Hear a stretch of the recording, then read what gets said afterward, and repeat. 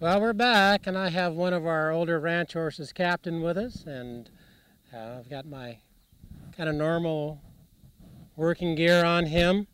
I'd like to show you how I secure my hobbles on my horse. I'll just have it hanging here on my near side billet, run it through my back cinch, and when we're ready to take a break,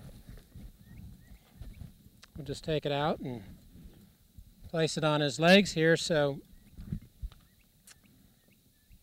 this is a little different style. I don't use these for training horses to hobble, but I use them on my hobble broke horses. And they go through the squares like this, and then they just buckle off. And you can size them up to fit your individual horse.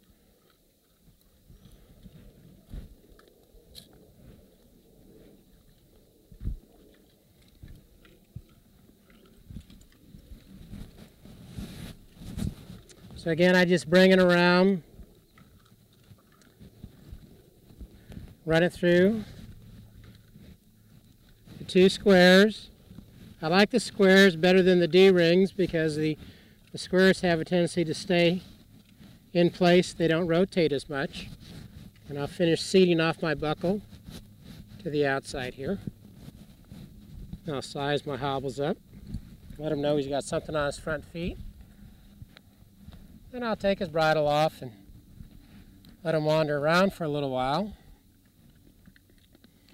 It'll take him a minute to realize he's got hobbles on. After that, he's a pretty good citizen.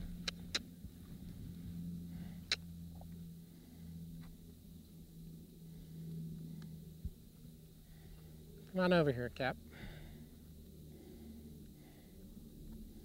Atta boy. So he's pretty hobble savvy.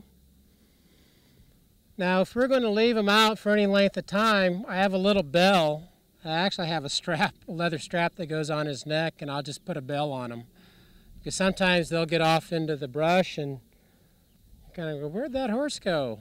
But if he's moving, I can hear that bell, and it helps us find him if he's been turned out for any length of time.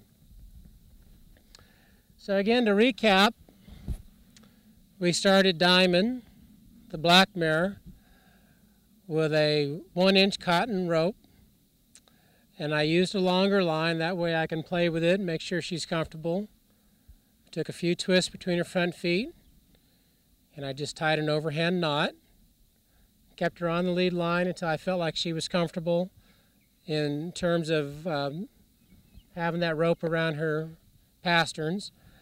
And then we progressed to a training hobble, and the training hobble was a little stronger, stouter hobble. And then our finished product is this particular hobble here that we've used. And hopefully that will help explain how to hobble train your horse. It's really not that difficult. The one thing I will caution you is be careful about standing in front of the horse so the horse lunges. Stay off the flight path. The second thing is don't leave a young horse unattended. If you're going to hobble break them, you want to leave them alone for any length of time. Have them someplace where you can keep an eye on them, just on the off chance that they might get themselves into trouble. You could be there to cut them out of it. So this concludes this segment of Bright Ranch Training Horses. I want to thank you for your time. And look for the next segment. We're going to talk about learning how to rope.